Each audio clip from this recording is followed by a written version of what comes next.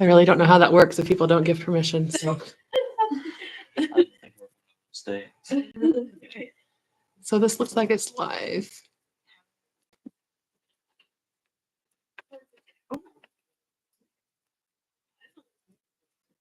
But then our Zoom doesn't have its camera.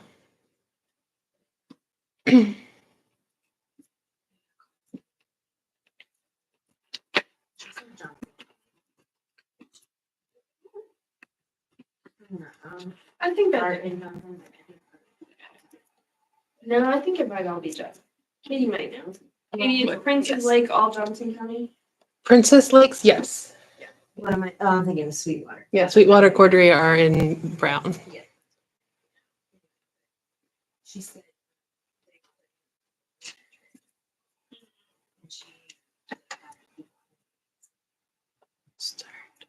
I am sure she was right. The trails. Yeah. Know the trail. Or we could just get a big deck brush cutters.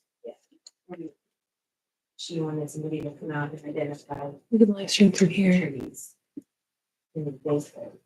Before they, she's just simply. Yeah,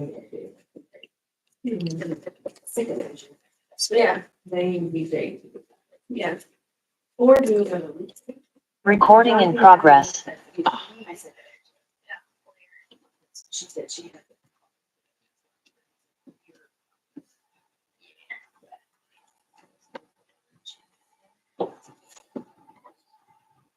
We made it out to the J.J. Thompson. J. Thompson. So yeah, into the village. No, Okay. but I told everyone in the car about it. So then the whole time we were joking about it while we were walking around, we're like, let's go step on it.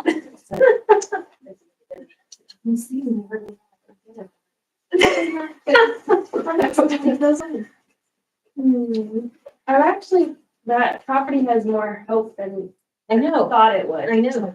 Yes. That's why I'm like, everybody I talk to, like, I think I talked to you and I think I talked to Ben, Yeah. and they're like, I'm like, there's a big fixes, but if you look, you know, There's a side. like that. It would be a good thing. Yeah. We think we'll just start out with invasives only.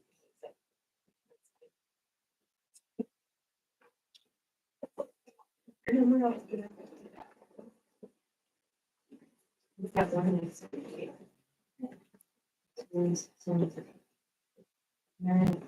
Oh, here it is. Yeah.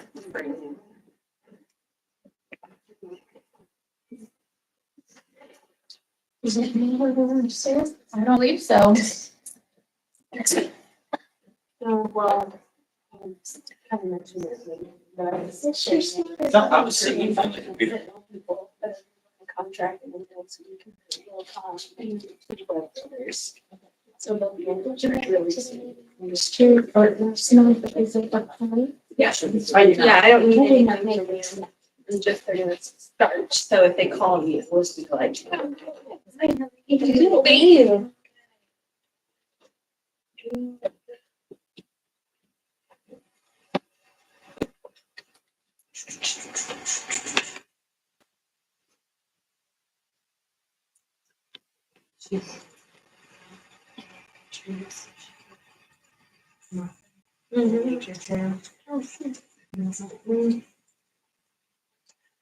Guess starting this month, all government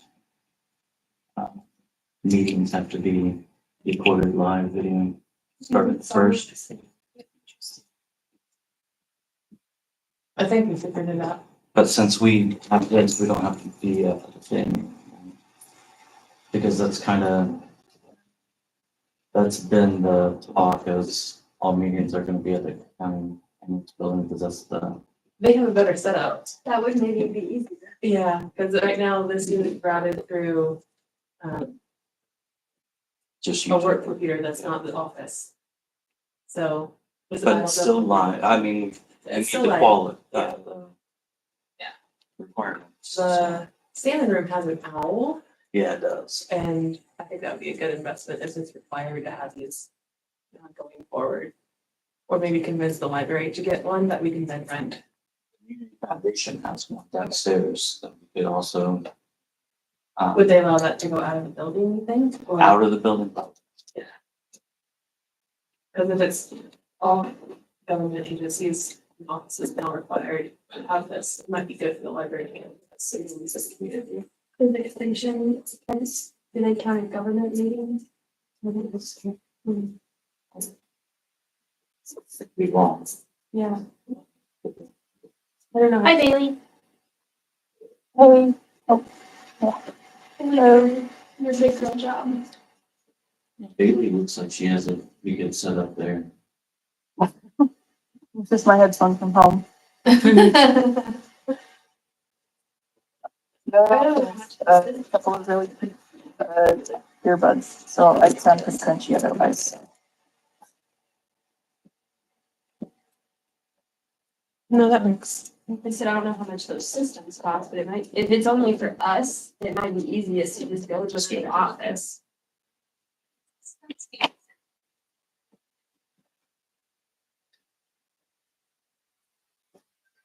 So.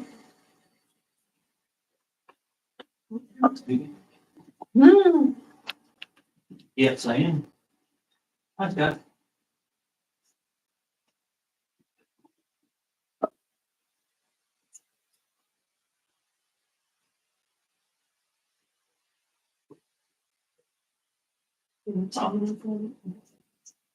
Yeah, no worries, girl. Yep. But. I think he got caught up by some farm equipment. So he's on his way, maybe 20 minutes early, maybe 5 minutes.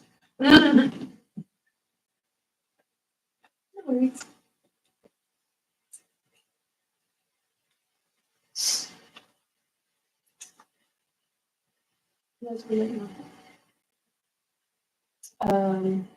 think Michael was not going to make it today. Amy has not done anything to do. That's the other person doing. Has not. And that'd be more appropriate was also going to try to get.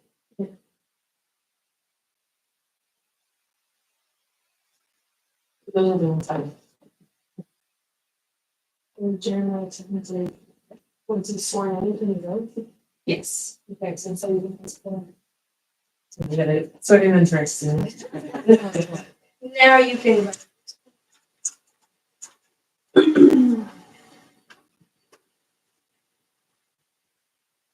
Although they do also. Oh, she's here. I'm here. Hello. Hello. Did we start even last month, Jeremy? Last month, it's the day after our meeting.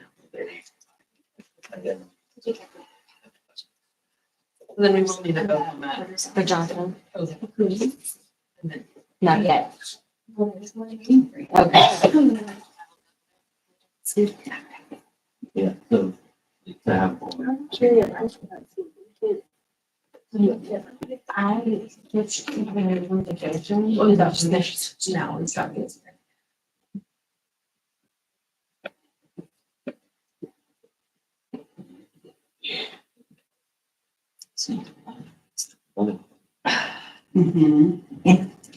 Can't use Sprite colors. They're on pin in the woods too.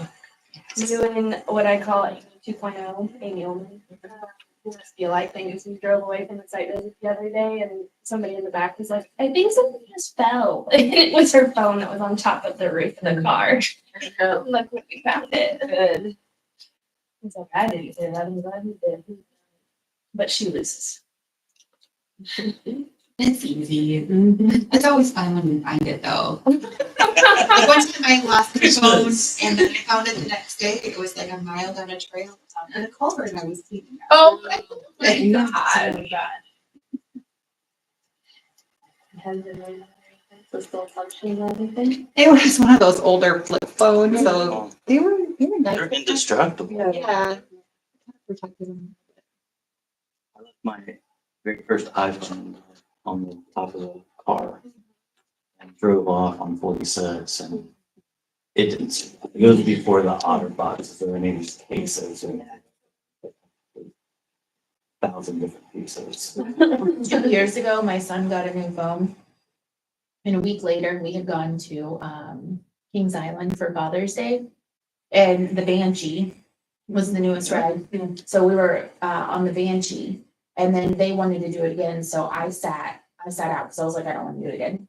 And they went and they get off. And Joseph's like, I lost my phone. He had pockets that zipped up, but he didn't realize when he sat down, it unzipped. So when they went around the loop, like 68, his phone flew out.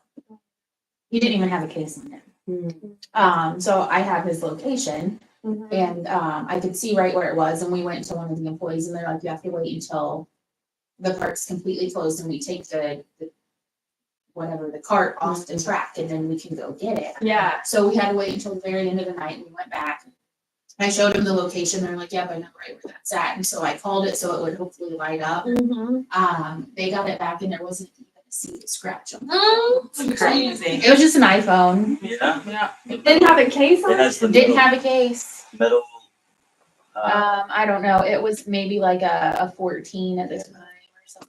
So Crazy. it wasn't metal, I don't think. Got quite a test. Commercial right there. I couldn't believe it.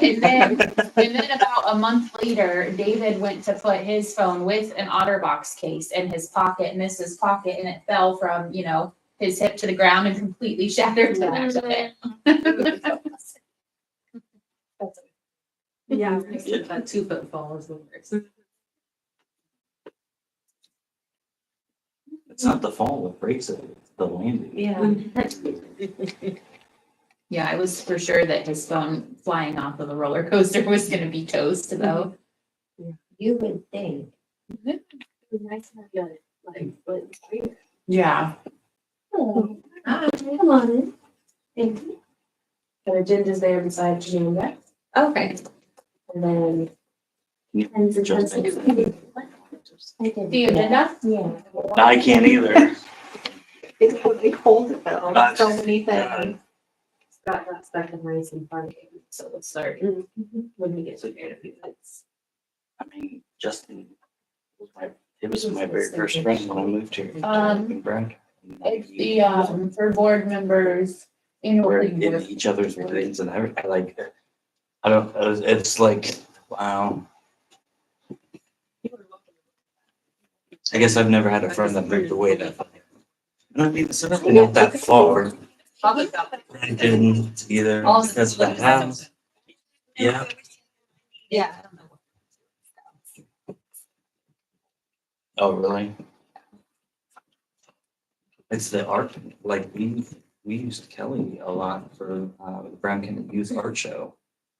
And she was the art teacher for the spring and hand film. Good, how are you? So it's like, oh, okay. How's everyone summer going? Hopefully there'll be another Great. art teacher that retired and Quick. wants to Yeah, stay. that's a true. Wants to be a School. Mm-hmm. It went by quick.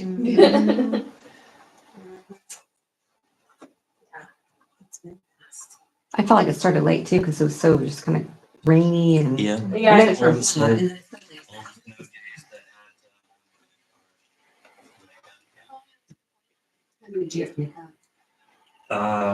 All of them, like, I mean, like, we went, Ones that. did we? Yeah, like they didn't get all like the It extra. was almost in June. Yeah. Oh. Yeah, it was almost.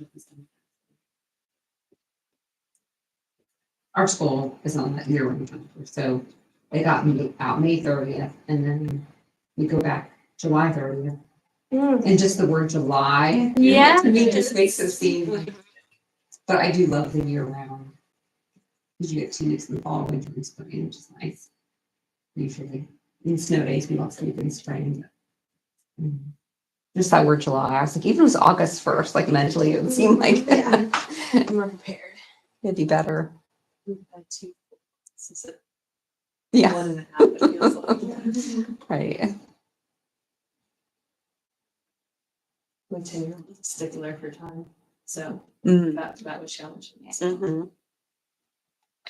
I think the American schools are back on it third.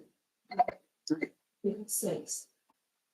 We're in six too. Nice. Okay. So you all going back like August 25th, like Yeah. Ours is always like March out in 20th. May, yeah.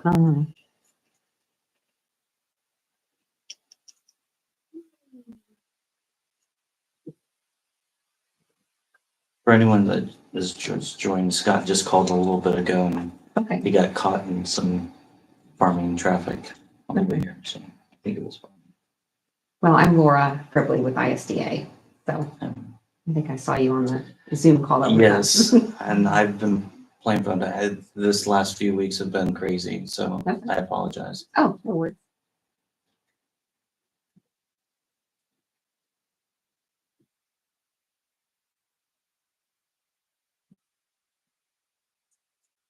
I think we've got our live streaming set. Oh, good. Yeah, I think you are maybe two. I think I have 2 or 3 districts selected. So, it's kind of nice. I guess you guys were already doing it.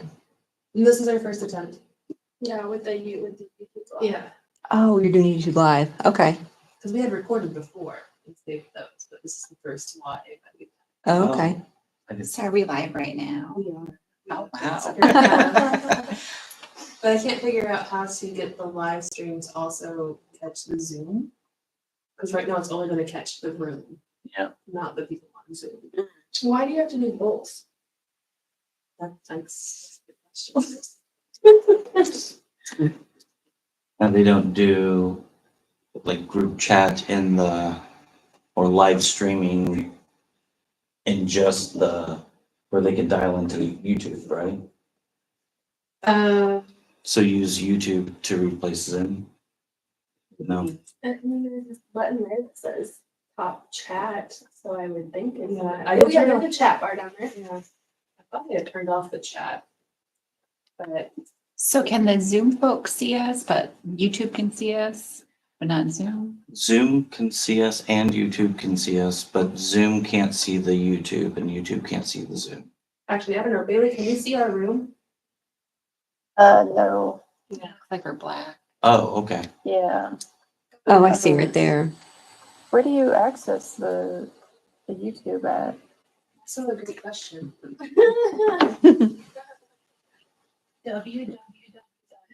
www.youtube.com. Actually, it says Studio YouTube. That's because it's your view. Yeah. So I'm not sure what the public would see to access the live chat. I haven't figured that out yet. Did you guys post this on your? On Facebook or something? No, it would have been smart. So do you See, have to first pay for time- this first or is time. it free? This is a free version, Okay. and I just saw when I was pulling up the Zoom that they also have an option for live, so we are attempting the YouTube live today, but I might Try it out. investigate the live Zoom if it's got that option as well. Two separate. Right. Some of you usually Zoom, but I didn't know if it, like you have to pay to save it. We already paid. Oh, Okay. For Zoom. okay. It's easy. Have a time. It would have been Brown County, Indiana parentheses, SWCD board meeting date. How are other districts gonna do it? Well, Oh, yeah. Yeah, if I Yeah. just type it in Brown County SWCD. Oh, nice. We're live. Okay. mhm. The other district that I think will be affected in the area I work with, they actually meet in the same room. Might be a stretch because it's like a super long room and they meet down there, but if you move down this way, it's where their commissioners and council meet. So I don't know what they would have set up, but they probably wouldn't have to worry about it. Maybe just join. Well, So like you all, I think would be pulled in because you've already been doing live meetings like with a Zoom, or that'd be my interpretation. Or in like in this case, There's a chat. that since they meet in an area that has the ability to record, then they would need to start doing it. But most of these groups meet in conference rooms, like at just the office, they don't really have. I mean, even this, like this is pretty nice for most offices. If a district doesn't have That's our, the interpretation. Mm. Now we're encouraging them to think about it. Because it's probably moving this way. Maybe, I mean, maybe not. But a lot of districts would just have a laptop, so it's kind of really low budget.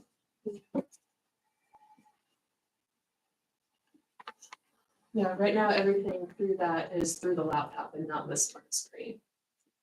Okay, So the smart screen just made it bigger so we can see. okay.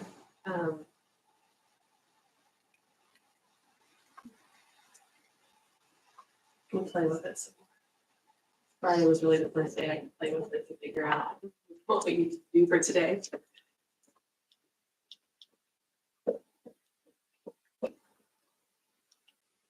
Do you want to go ahead and follow? We're in charge. Okay, here we go.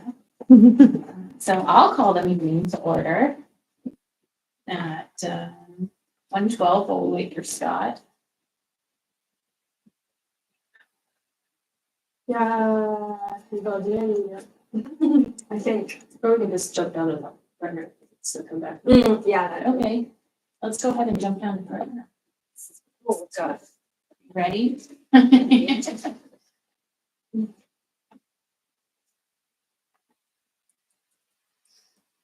Okay. So, I can't remember what I said at the last meeting, but I think I hinted that USDA as a whole is going to undergo some sort of reorganization, restructuring, something or other.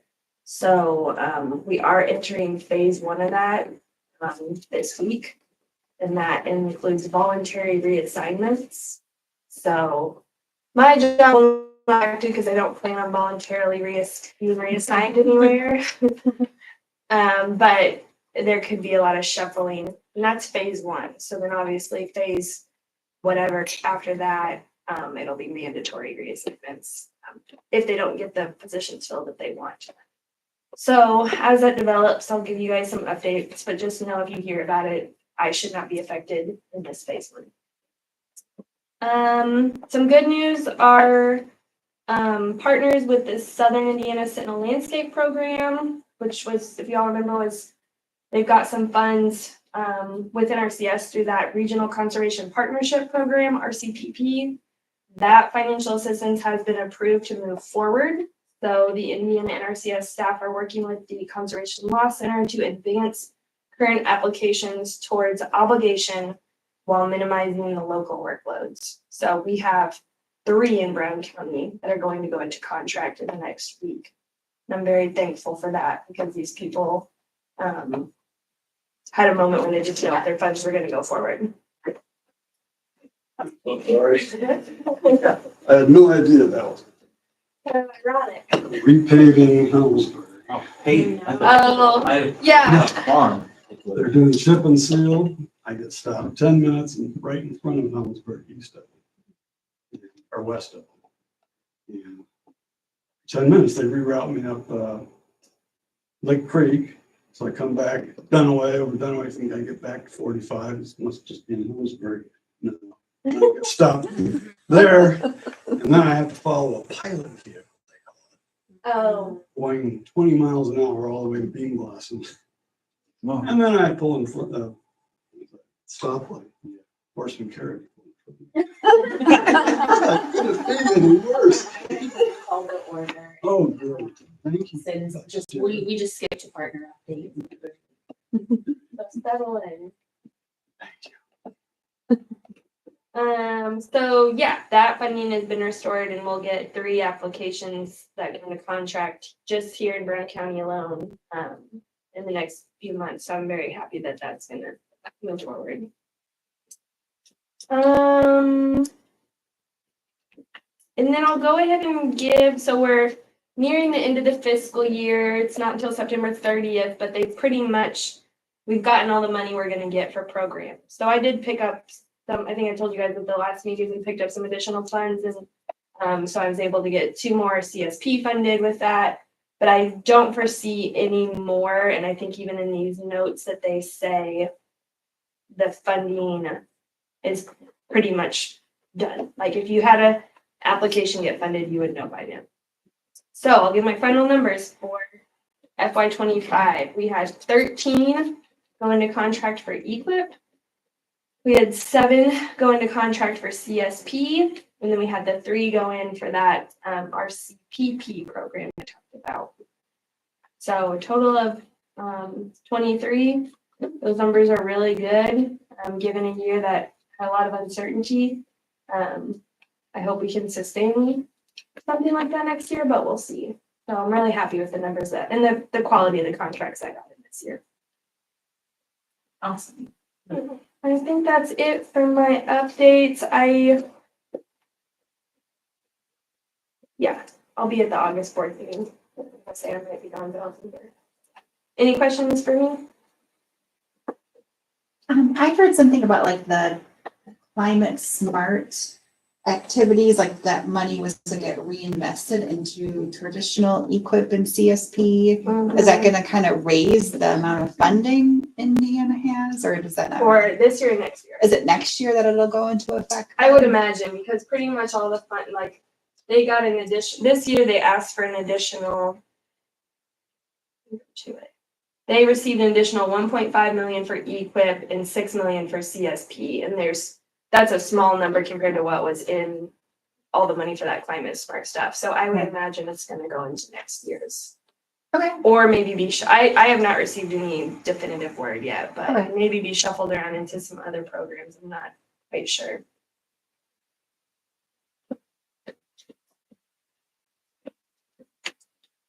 Else for NRCS? Is that awesome? Mm-hmm. Okay, we have not done minutes and financials, correct? Correct.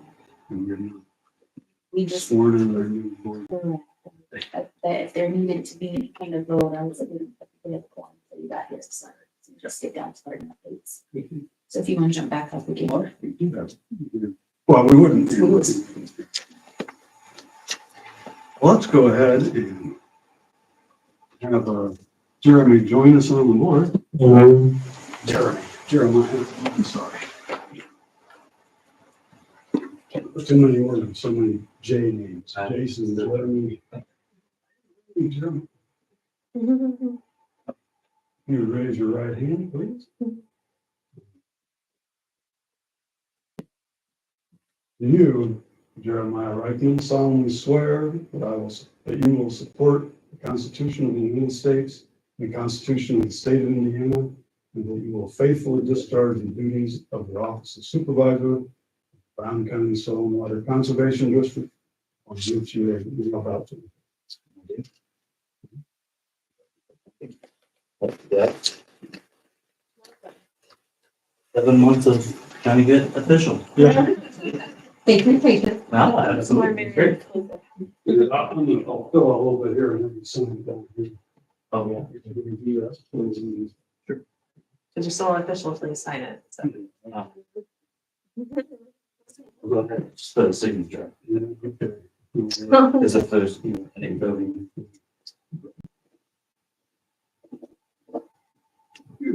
Official. Official. Yes.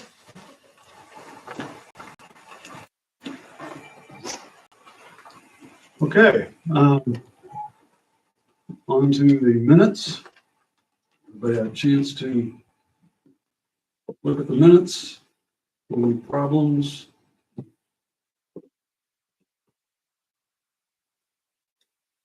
I did have one. I meant to go online and correct it, but it looks like I did not. A lot going on this morning. Under Habitat for Humanity, I guess not there. Down at the fair, says theme soil and water discussed whether or not to sale items. I think that needs to be sell. Just a little semantics there. Otherwise, let's see. Otherwise, I didn't see anything. So we could probably sign it with a pencil in. I will pass around this copy then. Pencil that in. I think that there is, Oh, there's a copy over here. yeah, and I think there's an older one. Signed, so. Beautiful. Okay. And it was the June minutes. So the June will be the bottom one, and then the top one, I don't remember what month that is, but it didn't have an entry. April 14th, did not have any signatures.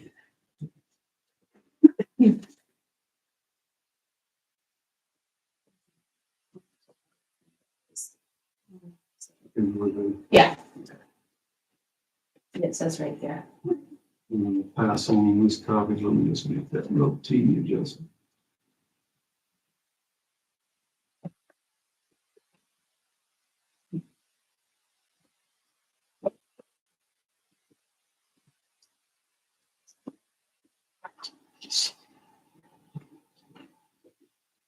And the financials, anybody, everybody get a chance to read the financials, look them over? Are there any questions or concerns there? Not for me. Because technically I forgot to ask for approval of these. I will make a motion if we approve the minutes. Penciled in. I'll calm down here, you guys. Do I sign the June minutes? Even though- Yeah. Yeah, As long as you were attending. I was. I'll second Amanda's motion. Thank Okay, you. thank you. All in favor of accepting minutes? Aye. All right, again, on to the financials. Anybody have any concerns there? I will just share that when I was looking at the numbers today, the check numbers are off. And I don't know how far back they're off. That's an easy fix. But it's something that will need to be adjusted. Kind of got out of order. They're all this one, Just one. but I went back like 2 months and they were still off. And but I went back like 2 months and they were still off. And I don't know. Is the check accounted for, or I don't know. Yeah, I don't know where it's off at. it's just missing one check? Yeah. One check number?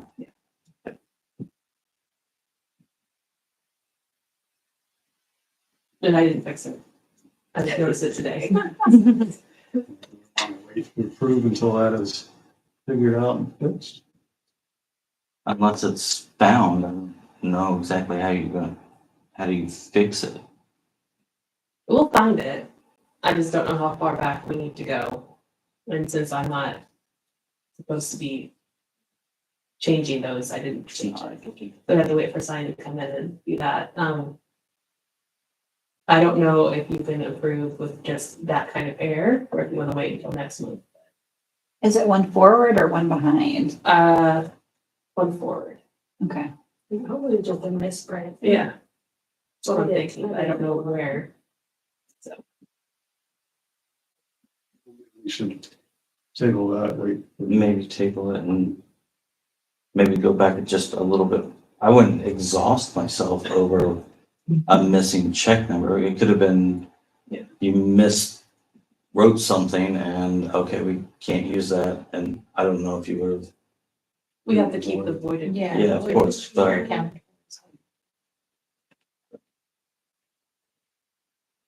Do you have duplicate, like carbon copies of, I don't know what your checkbook looks like. For some transactions, yes. Gotcha.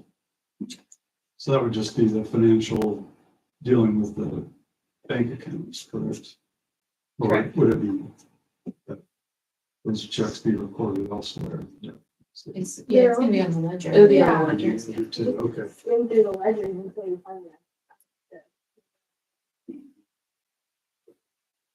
We're right here, so maybe we should table the financials. Yep. Okay. I think we shall do that.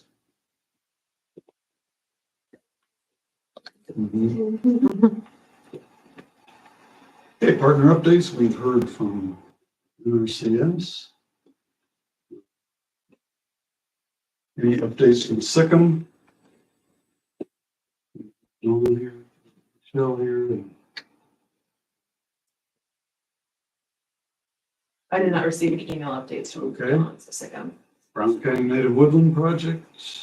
The Native Woodlands has finalized their lineup for Nature Days. Nature Days will be Saturday, September 20th. Registration opens tomorrow online, and then day of, doors will open at 8 a.m. So it'll be 8 a.m. to 3 p.m. We've got all of our speakers lined up and all of our hands-on hikes and such for the afternoon activities. So it should be really, it should be fun. We're also meeting, yes, Where's that located? Where? CYO. We have Luke Jacobus coming to speak about the importance of habitat for insects and insect decline. We've got Eli Major from the state park coming to talk about deer management.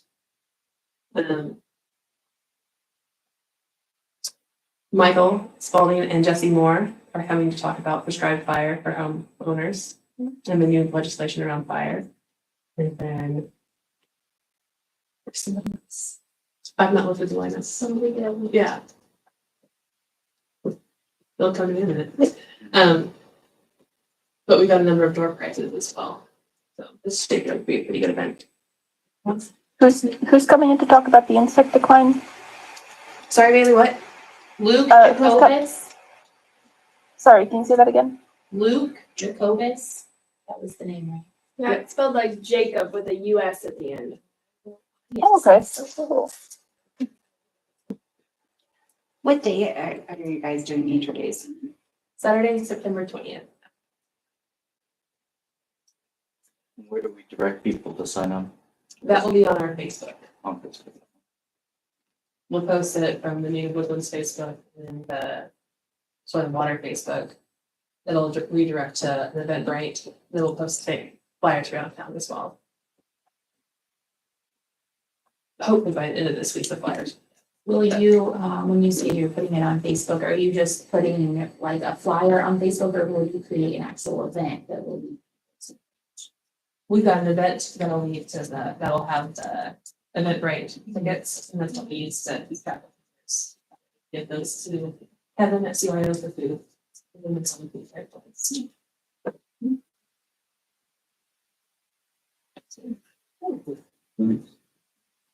Thanks for your work. I enjoy it. It's fun group. Green Blossom 319, and we'll be meeting again until early August. There's Yeah, that first week. Sonia, the land owners.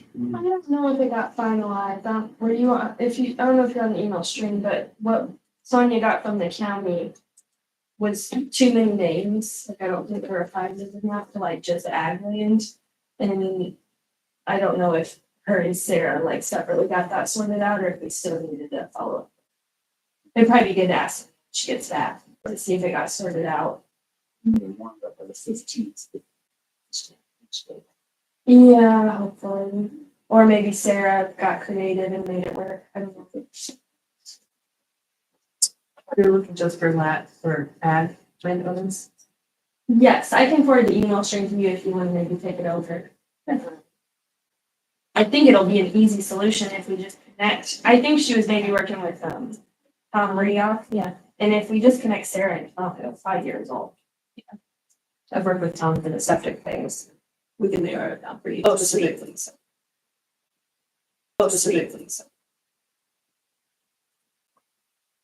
Okay, anything from Friends Lake Monroe? Well, Maggie had Yeah, she emailed us. I was not on the thread side.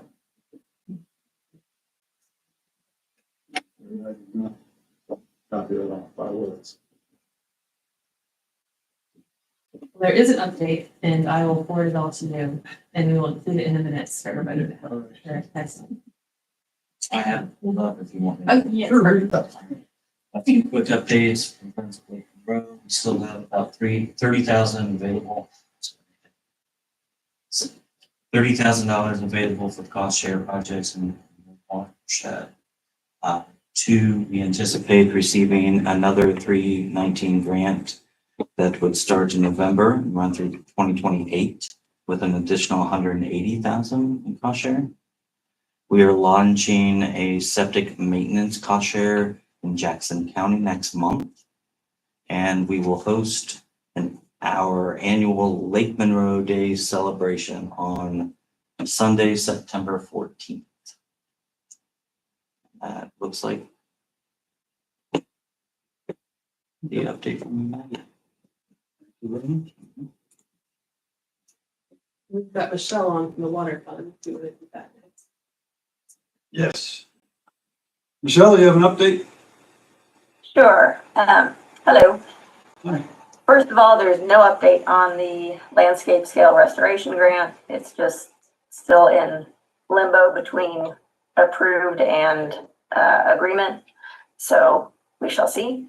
The last I heard, the folks at the Forest Service said, okay, the agreement will be, the dates will be from May 1st of this year and then 3 years. So any activities from May 1st on can count as matched or, are eligible. So if we get the grant agreement, I talked a little bit with Sonia and Scott about activities that can count as match. So those could go back to May 1. So hopefully we'll still get it. I don't know. So that's the update on that. For the new board member, hello. This grant is the portion of this grant that would be applicable for Brown County Soil and Water is public education and technical assistance for private landowners who otherwise might not be eligible for some of the bigger programs. So maybe some of the smaller acreage landowners focusing on watershed function, specifically invasive removal, is the main thing. And then we're also working with the town of Nashville to hopefully help remove the calorie pear trees and Norway maples and replant with natives. We also have a partner in the Department of Natural Resources, mostly in Yellowwood, to do invasive removal there too. So it's a big project and hopefully we'll get it, but that remains to be seen. The other thing we have coming up is we have a beach bash event fundraiser on August 9th. It's at the Four Winds on Lake Monroe. And while there is no beach right now, because it's underwater, we will still have the event on there's a grassy area above the beach area. So we'll still have a good time. It's an evening concert party. We've got a musician coming in from Indy who does Jimmy Buffett tunes. So love that, and games and 2 food trucks. Just go to our website, lakemonroewaterfund.org, the events page, and you'll find info on it, or our Facebook page has it as an event too. And I just was curious, and you might be getting to this later in the agenda, I haven't refreshed looking at that, but how the septic cost share most recent round that's going to end here pretty soon, how that's going, if you know, like how many people have utilized it so far. That is on the agenda, and Okay. we can touch on it later or no? Yeah, so we can get to it later, that's fine. Okay. That's all I have. Can you repeat what date you said the beach bash was? Yes, Saturday, August 9th, Thank from you. 6 to 9 p.m.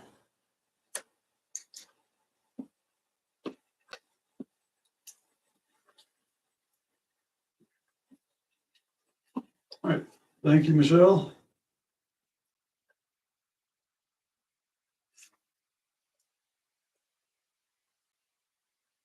I think we're through. We have no update from RITA. It's not here. Can I share one event thing? You bet. Yeah. So I've been working a little bit with Liz Jackson from IFWA, or the Indiana Forest Woodlands Owners Association, and some other organizations to help try to put together we're trying to help bring a conservation writer to the Bloomington area to give a book talk. His name's Ethan Tapper. He's a forester from Vermont, and he recently wrote a book that came out that was called How to Love a Forest, like the bittersweet work of like tending a forest in a changing world. And so he's going to be coming to Louisville for a different workshop called an Open Canopy Workshop. That's going to be going on at the beginning of September. And we've been working to try to get him to come to the Monroe County Library to do a talk on September 4th. So I know that the SWCD has like a naturalist book club. So I just wanted to suggest that if you wanted a chance to read a book and possibly go and meet the author and listen to a talk and listen to some other conservation professionals, it'd be a really great time to do it. And he's also thinking about possibly doing a second talk too at Crown Hill Cemetery in Indianapolis too. Yeah, I saw that on Facebook and When will that be? definitely for myself, but. Good idea. Get the- Uh-huh. Oh, yeah, that's a weekday. Yeah, it's a Thursday, September 4th. That would be the Monroe County date. And then I think that Carrie Tauscher at Crown Hill is possibly looking at the 3rd, but I'm not sure all of those details or if that's gonna go through. Awesome. Out of the forest. I have the book right here. By coincidence. So we're calling it a book, it's a. And he also has a really good children's book too. That's called Willow in the Storm, but it's a really good read. Yeah, I've not read it yet, but it's definitely on my list. There's already a Facebook. Yeah, I keep seeing his face. I'm like, "Oops." Oh, sure. Thank you. Thank you. You're welcome.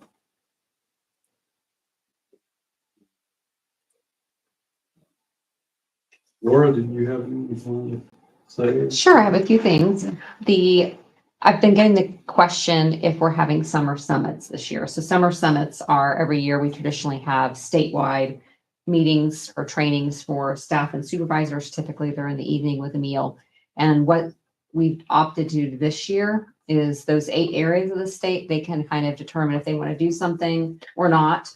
And then if they do, they can plan that locally. So as of last week, when I sent out notes, hadn't heard anything about your area yet, so you may be more up to date. But my coworker who does work in this region as well, I guess there is a phone call planned. So I don't know, Katie, if you've heard anything or anyone else has heard anything? I haven't heard anything for summer summit. I saw Okay. there was a fall workshop in Scottsburg. Okay. I don't know if that's the same. That would be one for that area, but I think there's something in the works for your region. They have a call set up. So just kind of know that it's for your region, planned by your region, so to speak. So hopefully that'll be something that you can check out or write into input to as that develops. So the other thing other than region meetings is our Clean Water Indiana grant competitive process is open. Those are due September.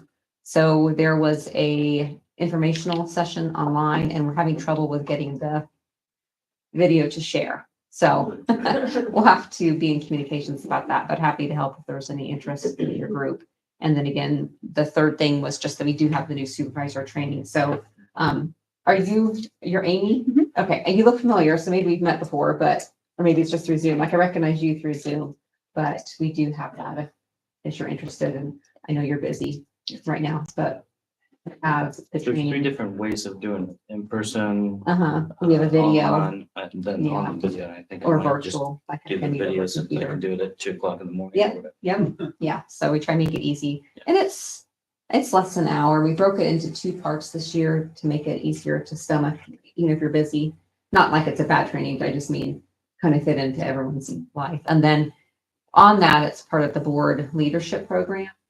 And then there's some questions you can fill out afterwards, and that helps document your participation. You can earn points for the board leadership program. So Scott had done a video for us a couple years now. And along with that, we have information coming soon, but they're going to be announcing those participants from last year who got the most points. quote unquote. So if you have done anything on that, I suspect people are watching stuff and maybe not filling out their name at the end. And there's usually 1 or 2 questions that correlate with that, but that would be one way you can kind of document participation and earn points. So we're kind of moving along on that, but thank you for doing that video. We have had some people watching it too.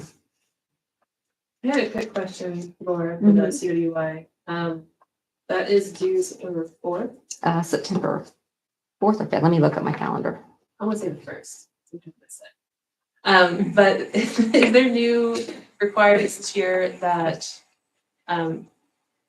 resource techs need to sign off and board members need to sign off? I feel like there's new. Yes. You explain what is required. Well, so it's, I guess the premise behind it is just that everyone is on the same page. Sometimes things are turned in and that resource specialist maybe haven't seen it. And this just helps that communication piece. So there is going to be a template that, and then if you do cost share, there's going to be a template for that. And we don't have that yet. So hopefully it'll be available soon. I know we've got a plan set for the 22nd. Okay. I just didn't know. We've only done one CWI that I'm aware of, and that was a pollinator grant a few years ago. And I know the requirements have changed, so I just wanted to make sure that we had all the right ducks in a row as we are talking about everything in the situation. Sure. And everything we cover in that video, you could read through the guidance and see, but it just would have some more elaboration, like folks had questions. So I think sometimes hearing that additional discussion is good. But the big thing people are waiting on right now are those two, like, what does this template for the resource specialist letter look like, or the cost share? So the cost share application, my coworker collected a bunch of samples from SWCDs. So I think it's going to look similar probably to what groups are using. We're just trying to combine it all into one, and then you can add that, add to it. So if you have a specific information or something that you want locally, if it's not on there, you can add to it. You just can't take away from what's up above. And then that date on the applications, I have it. It is by noon Eastern, so noon our time, Thursday, September 4th. So noon Eastern, Thursday, September 4th they're due. I like the idea of this September 1st. We were one day late last year. No, That's Oh. okay. I know we're gonna talk about when we have our local meeting, talk about monetary invasive species cost share. Is it like written that people can apply, they cannot apply for multiple iterations of CWI funding? It's like when we're looking at invasive species projects, it would be really nice if it could mirror like what we do in EQIP, and it could be 3 years of funding. But we've been told in the past that it can only be like one payment, one time, and that's it.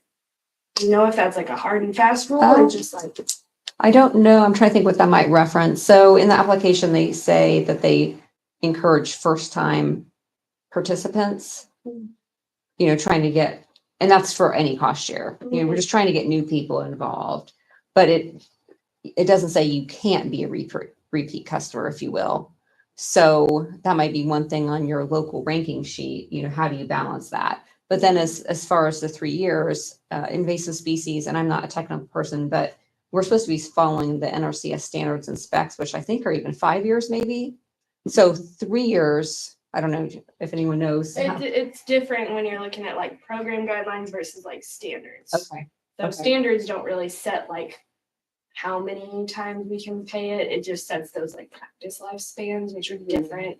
But like in EQIP, we generally can only make 3 payments, which equates to 3 years. But in CWI, I feel like we've always been under the impression that we can only fund it once. Yeah, it's probably that. I think you'd be fine, because you think once you move once, sometimes they just get more mad and come back even stronger. Do you So think we're okay to say 4 years? I think so, right? So just be in the wording of our application. Yeah. It's just be one application for 3 years. Mhm. That's awesome. That would be great. Yeah. And then I guess I'm thinking like as you create your your local, I don't know, would be your contract or your application. You know, as we know, some people lose interest or, you know, life, things happen and maybe they couldn't commit to a year 3. So I like your idea of 1 year at a time, but maybe that'd be better if they committed to 3 years. You know, at this time, I would like to commit to 3 years. And again, you may understand that life changes, whatever, but I think that would be, I think that would look well thought out personally. Do you know if there's a cap?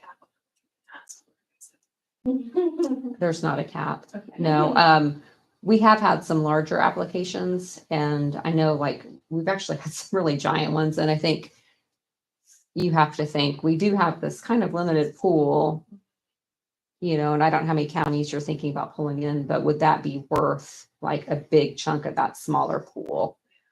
Not that it's not valuable, but no, there's no caps. What you maybe could do is look back at previously funded applications to kind of see what some of those upper limit funded ones are, if that would help, like give you an idea of, you know, okay, this is a good range. They've at least funded this before. If that would help. I'd put a poll online, see what people would be interested in the county, and Bases was the number 1. Okay. With over 180 people responding, that's what they wanted to focus Oh. on. Okay, I would include that data in your. Yeah. And then think about how do we prioritize those? So that's a lot of interest. You won't get the money you need. And not all of them sign up. Right. Or at least interested in it. So. Yeah. But I mean, that's just an idea, but maybe the ones that are willing to commit 3 years, understanding that, you know, it's not a commitment necessarily, but, or, you know, what other criteria do you have? That's a local thing, but. Well, it helps us when we're meeting. Right. That was like a big hurdle I couldn't Yeah. overcome. It's like, is it when you're on per person? It's like, Is it worth it? yeah. Thank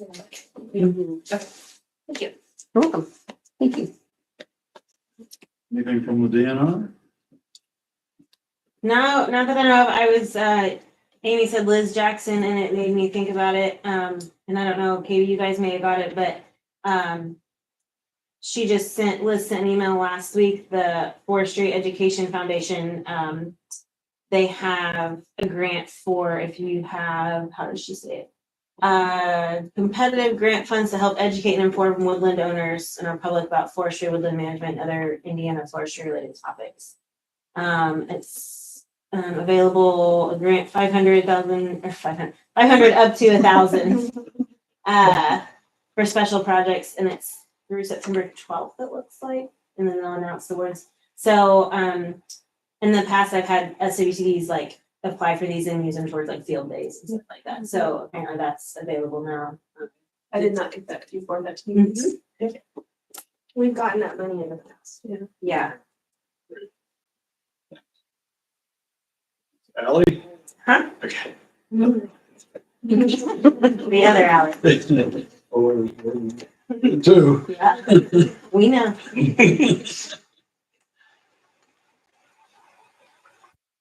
All right, I think we can move on to new business. First on the new business is mini grant review that Sonia sent out. I want to remind everybody that do mini grants, we cannot use the names of the landowners in the public meeting. I redacted. Look at that. Nice. I did redact it.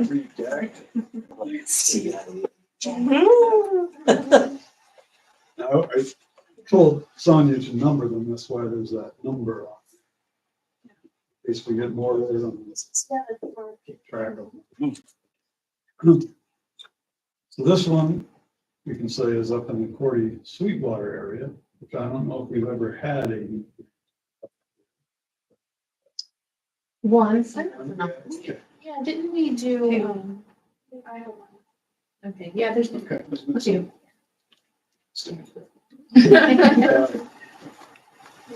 This looks like erosion control. There's 2 parts to it.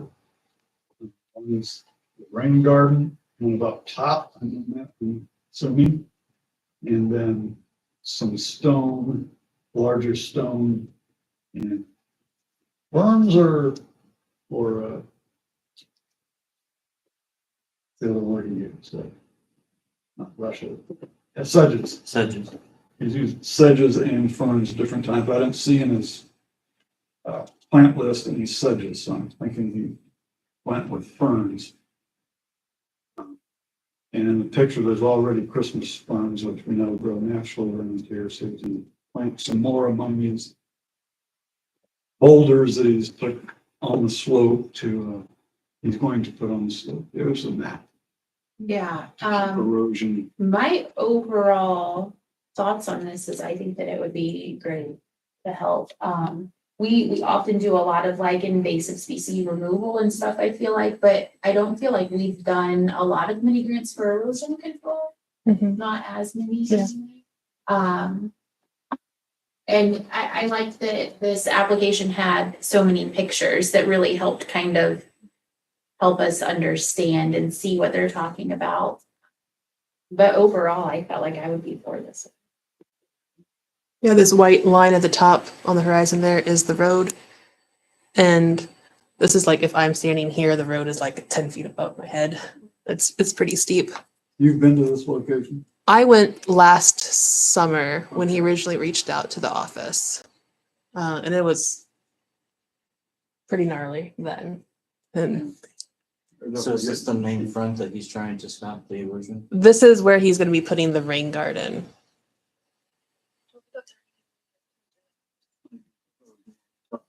Is it? Sorry, maybe I misunderstood. Let me. You said burns? Burns? Yeah. Yeah. Okay, well, maybe that's where the burns go, and then the rain garden's further down. He's directing water here down to.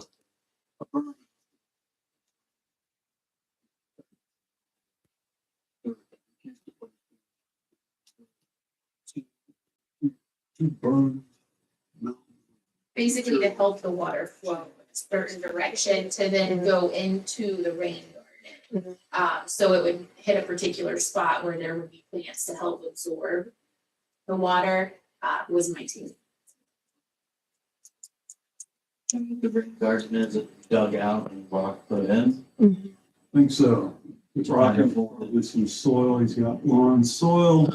Yeah, he's got soil and sand. We've talked through the process of building like an actual rain garden that would actually pull the water for him the best. And then he's got some plants that we were wanting to do.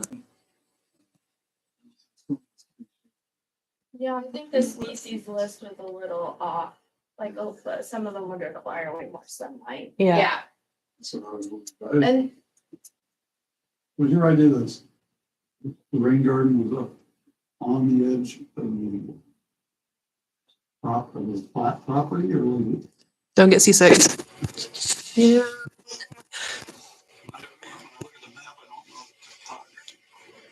yeah, I agree. So when I was, in my memory, Sonia went for this last site visit. The house, the berms, if that is going to be where that soil bare area was in the picture, this rain garden would be to the path right before you get to the deck that goes down the super steep steps. You're still probably at an incline. I was gonna say, the whole thing looked like it just slopes right from the back of their house. And All the way to the I lake. was like, it just seems Yeah. like. It's a steep hill all the way to the lake. Rain garden. Yeah, it's just a small little dip. And then I know he's wanting to put some along here as well. Sorry, I've lost my here with the rocks and sedges. So when we were working with, when Sonia was working with him, I had recommended one of the rain garden kits from the sale we're doing, and that's what he would like to go with.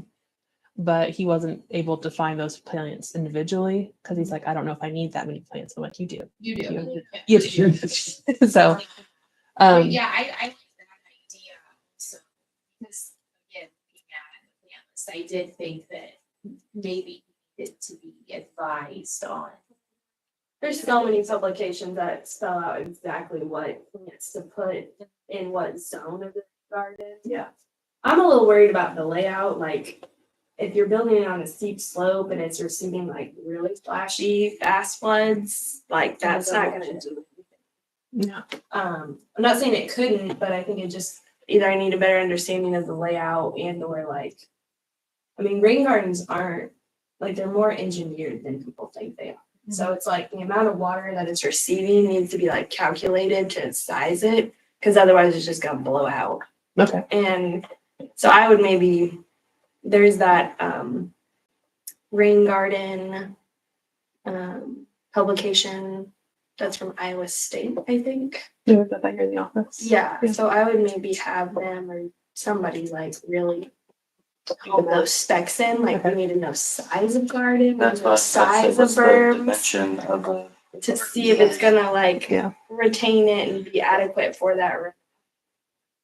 And another thing is, what are the properties around that are water shedding towards this? Well, or like neighbors from the driveway. I'm running into this issue with my mother-in-law's drive where we can only do so much for hers, but everyone else is pushing the water towards her drive and it's running it out. So I wonder if that's the same issue here.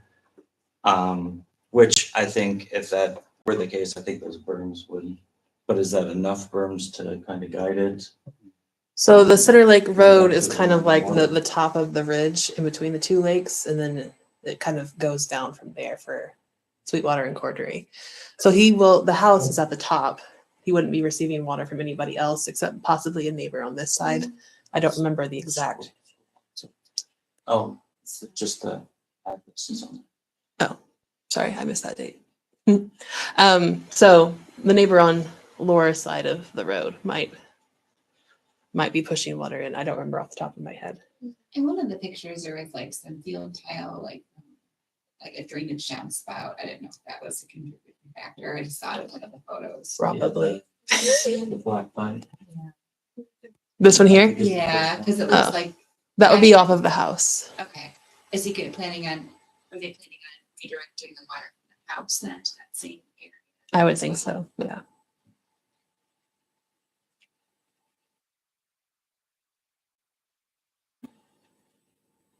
Well, we can do some math and figure out exactly how big the space would need to be and what plants specifically from the already planned kits. And we can get that back to him. I'm sure he'd be open to whatever we suggest. I know the native plant sale ends the 25th of July though. So if we want to get him those cheaper, better plants, we'd have to do that now. If there's a large amount. Is there a pipe that goes down that kind of, maybe it's one of these that drains down to the lake? Well, if he's building his garden at the bottom of this, That's at the bottom of this. yeah, because he's got his steps here, so it'd be at the slope down here. It would probably, if it just built wrong, would just wash it all out. I don't think you could put a drain in a rain garden. No. They usually, well, you can, like, that's how it's done in kind of municipal areas, because Okay. it's like, you don't want it to Right. overflow, so you're gonna put like what's called a riser pipe, so it's a tall pipe and it's got holes, so at some point it drains, or you have some kind of overflow thing, but this is just a unique situation because of how steep it is. And I think putting these berms in that topography is gonna be, I mean, it's gonna look like water bars essentially. And that's gonna Hit rock pretty. Yeah, and quickly. tree roots. I don't know how you're gonna. I'm trying to imagine the layout of the berms too, because it seems like it's just directing all the water to that. So I don't know if that would just make more water come down there. You usually like you stagger them, so it like in his drawing, if we're doing it that way, you stagger them, so it's like it's one, it's the next, and it's one, goes to the next. That's what- Versus like water bars, it's all pushing it off a different direction, but this would be like, you wanna slow it down and yeah, that just requires some soil to move around, and I don't know. Would railroad ties be a better option? Potentially, But then that's also like, Is you that can have some Yeah. undercutting, like the water can just go under, like, I've not seen a successful, like, burn. So, the thing we use our house doesn't have nearly that steep a slope, but we used, like big rocks and like built kind of a wall with those, and that slowed it down a lot, but again, not that steep.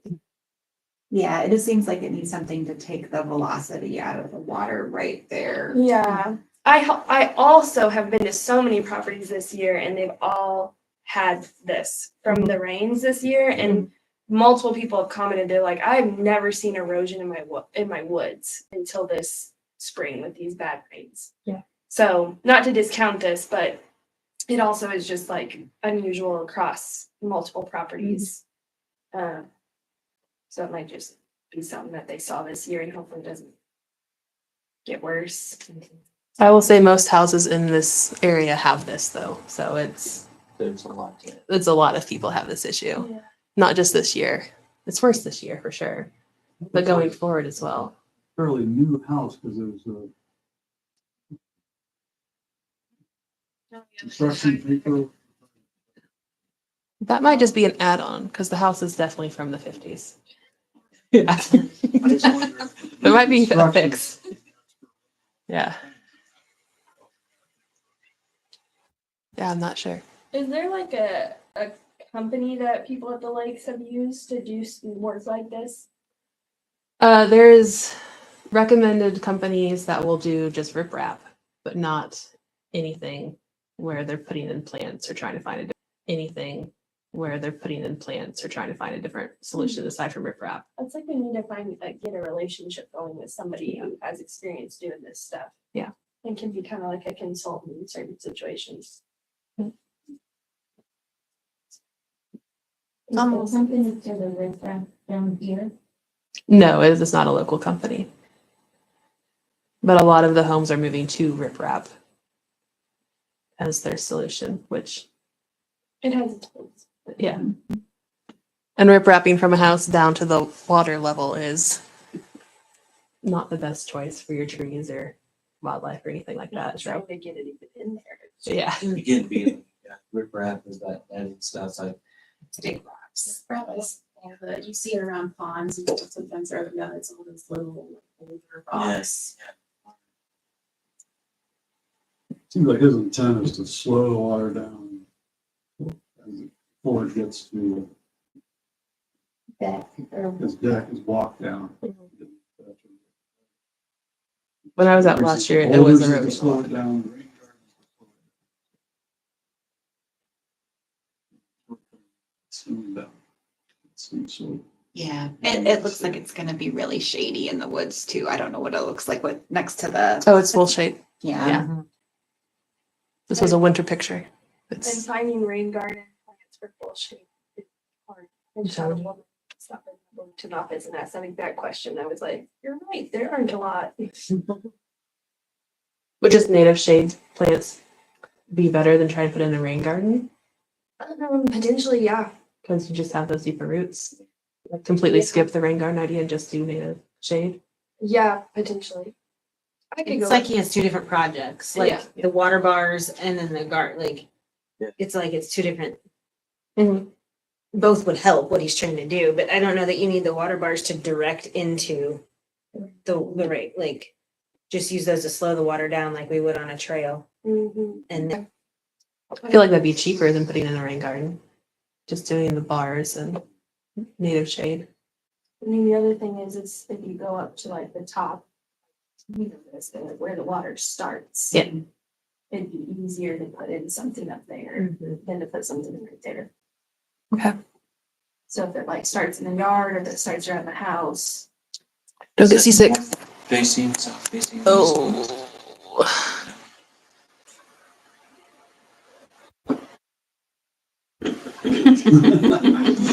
Trying to visualize as I'm driving. This is north. Yeah. North would be this way. Sorry. I think.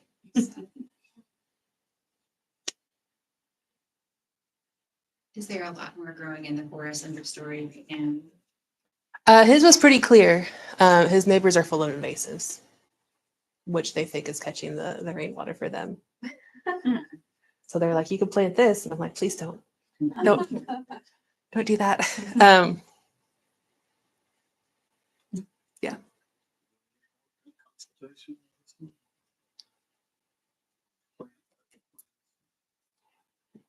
I think he'll go with whatever we recommend. He seemed like he liked the idea of just having everything in one spot. I'm not sure why. I kind of agree. Yeah. I think there's two. See, it's worth so if we could get into do the native plants. So berms and plants for one project, And then, or and then break it up to the rock garden. So, this is our first mini grant for the year, so it's not like, I mean, it definitely needs something to help out with that erosion in that picture, but that's my thought. So, It's so hard to see from pictures, Yeah. but yeah. I do trust that you made like an awesome assessment when you were out there looking at it.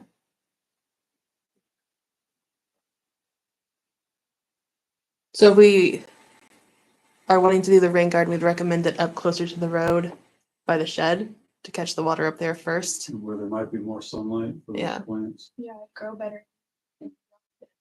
Trees. Okay. So I can go back to him and say rain garden up higher, catch it there, and then berms and plants below. If he's open to both ideas, just have him resubmit or go forward. What would you like to do? So that might take, you might have to. Cost. I feel like the cost would be the same. It would just be in different locations.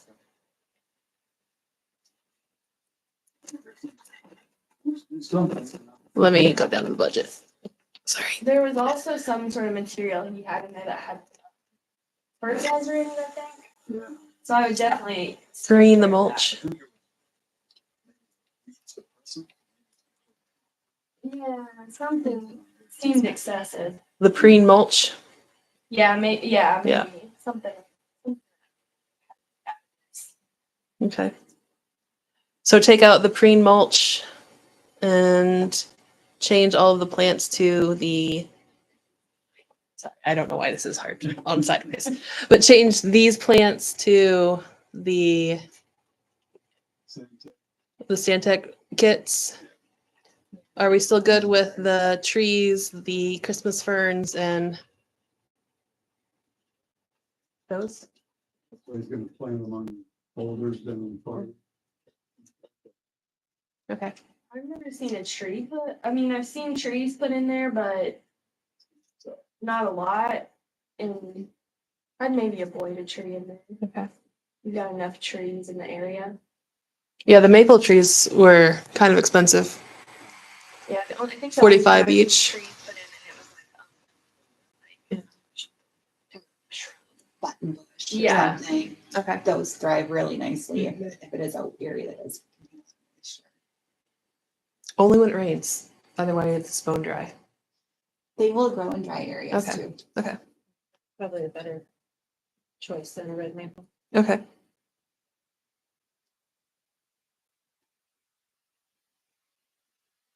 Okay. Are we ready to approve this minus the tree, is what I'm hearing?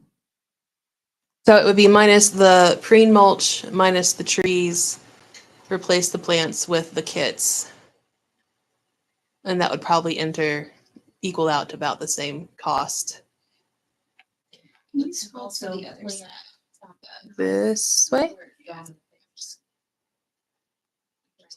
So the Move the rain garden up in. Rocks.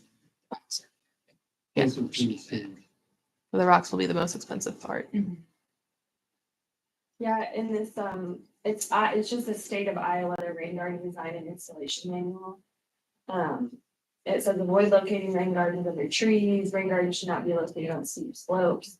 Like maybe just asking this guy to read this and then get back to us with a new design. Like, you don't want to put too much work on your part to have to like redo all this for him. I just feel like we could like quickly read this and make some changes. I do believe that was handed to him at some point. See? You do their homework.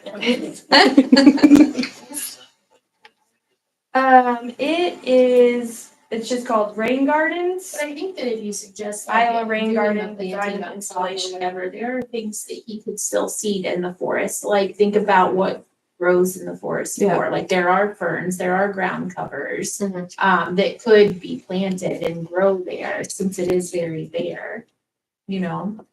A lot of times Does it's so anyone agree? bare because of like lots of shade, like if you have a dense mid-story, shade loving trees, you just don't have a lot of stuff growing in it. But if you do open it up a little bit more in the understory, but still keep the top canopy, you're gonna get a lot more, hopefully diverse native vegetation, not the invasives that all the neighbors have. But it can make a big difference because even native shade trees can be oppressive to forbs and stuff growing in the forest too. But I don't think he had any mid-level when I was out. I don't know what it looks like in there. Okay.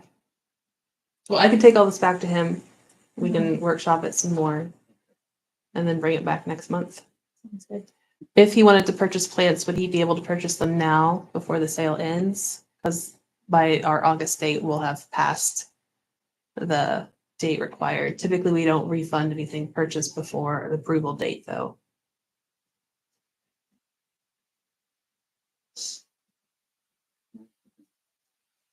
Purchase them, you can say you can order them, we take the money up front. Mm-hmm. But if he doesn't use natural gas, he's got this, you have to. It's bought prepaid, and you're asking if we would reimburse. Yeah. If he's not approved, he's just out the money and he has extra plants. But typically, we wouldn't refund or reimburse anybody for a purchase prior to approval.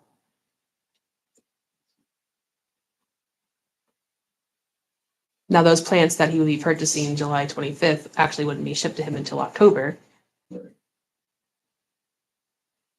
Since our sale, we approved these plants already. Okay. Okay.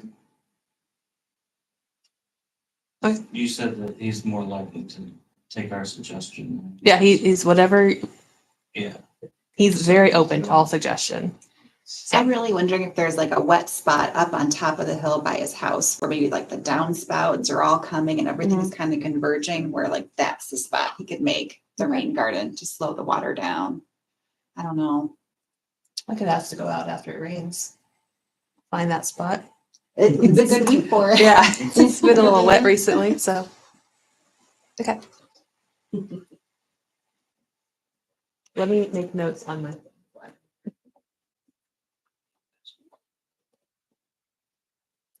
that updated and hopefully approve it next meeting. Okay.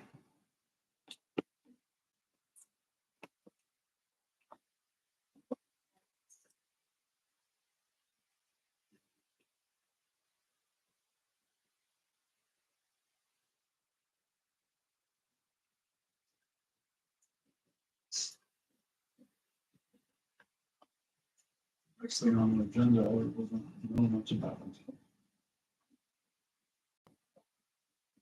The 2027 IDA conference will be hosted by our region.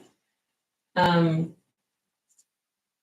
not sure why it's included in new business at the moment, since we really don't have any idea yet where it will be or how much it will be. I called Sarah Antfield over in Putnam County Friday to just kind of get an update on what that item meant. And she said, maybe next year. 2027. Yeah. So we'll table that. That sounds good. Salt Creek Preservation Project Resurrection. Rick Kelly mentioned this to me as his son. asked if this is something the SWC would be interested in partnering in. Once again, he mentioned he had partnered on it in the past. But Katie mentioned that Mark Shields holds the financial responsibility of that project, so it may be something that will keep Brown County beautiful instead. When Randy and I were at the fair, Rick Kelly came over and mentioned this also. I was on that project committee, I guess, back years ago. So was Allison. She was district manager. And this group had gotten they were kind of a subcommittee of ours, group under our advisement, under our umbrella. And it was a group that was working on cleaning up Salt Creek, mostly through town, but looking at its course all the way down to Lake Monroe, at least through the county, and making sure it was clean. And for my time, they cleared up some log jams. There was a group that kind of folded when their chair had to leave town, and then the pandemic came and things petered out a little bit. A few years ago, I talked to Mark Shields about continuing it. Mark Shields was the Parks and Rec director, and he was interested in getting it back up again. We had some change in the district manager again. It kind of fell apart again. So I guess the question is whether we would like to work with Rick to get this back together and see if we can get the creek cleaned up more and get it navigable, at least close to town. Jeremiah lives on the creek, right? I have a few questions about this. I would be curious on what segment that they're really looking at cleaning out, and that there's no hidden agendas behind that. So Mark Shields is Parks and Rec Deer Run. It's usually that they put that boat ramp in, and that's kind of what in the previous years they were supposed to kind of clean out from Green Valley Road all the way back and to the boat ramp, which is at behind one of the softball fields. So in recent times and discussions, there's been a talk about trying to find funding and people to clear that out just to run sewer line. Okay. So I would be curious on what that is and what, like, are we doing that just for actual clearing out, and which needs to be cleared out? It's Talking about clearing out log jams. clearing out log jams and so forth. Now, I've tried to canoe back there. I believe that there's some migration nesting back there that would be needed to be considered about disturbing. There's not a whole lot of log jams, just the ones that are there are significant. It's pretty shallow too. So I just think like being conscious of what segments, if they're thinking about going upstream, I can see that, or even further down towards the backwaters of Lake Monroe from Crooked Creek up, and working that way. But I'm just curious about what segments that they're trying to bring back to life. That's my 2 cents on it. I don't know.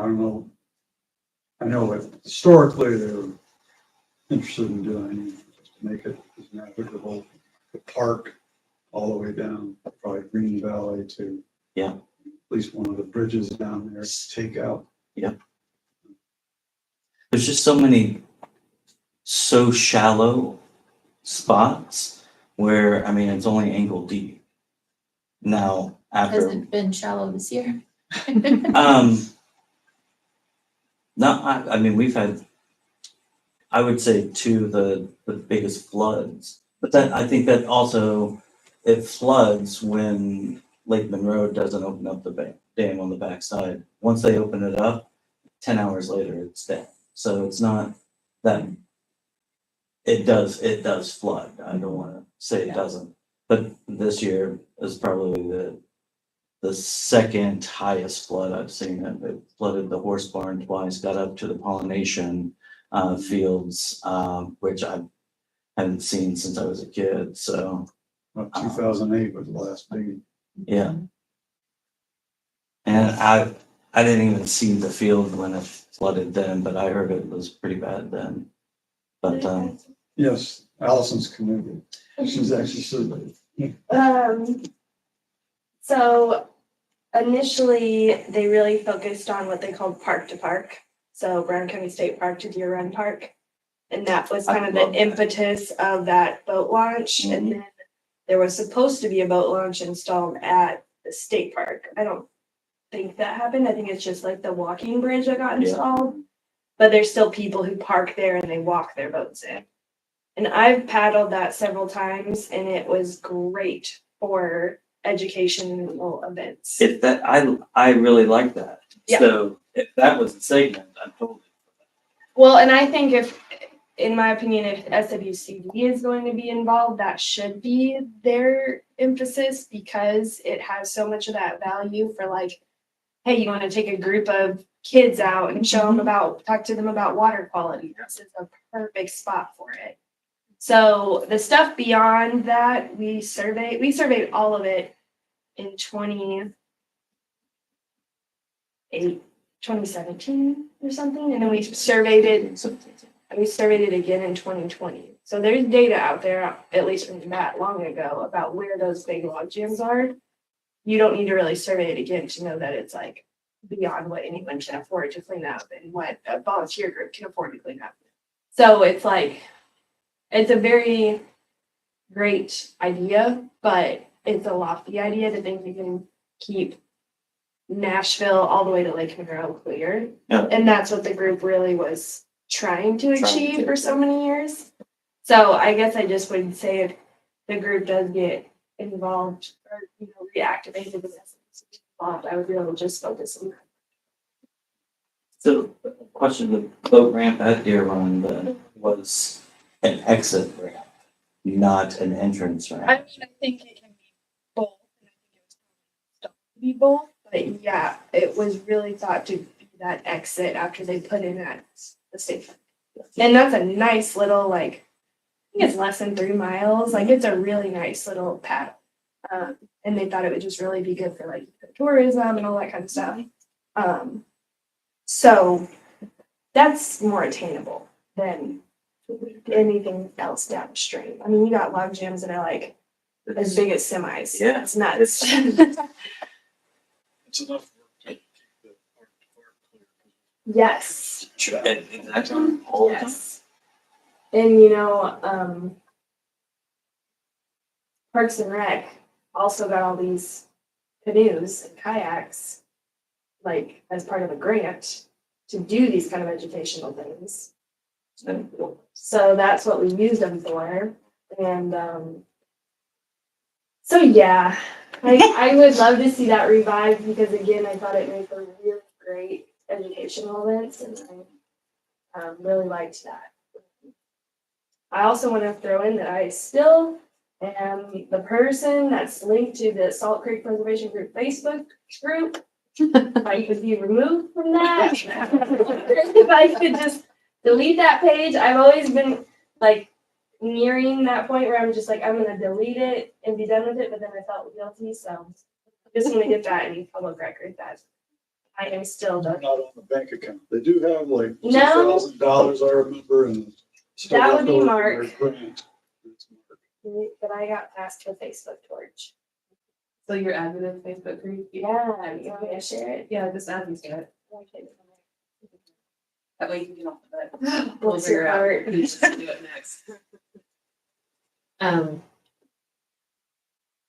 If there is interest in going further than Deer Run or from Parker Park, would that be like a layer grant we could apply for or something? And they had 2 layer grants in the past, so it's definitely but again, it's like a layer grant funds like 1 log jam removal. So you're talking 20 plus on that entire stretch, so you gotta kind of prioritize like where the boundaries are. Yeah. So I would look for that data back from 2020.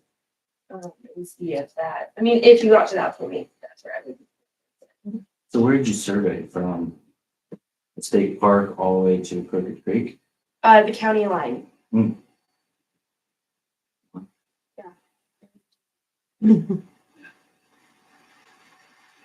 Well, I could set up a meeting with Mark and Rick.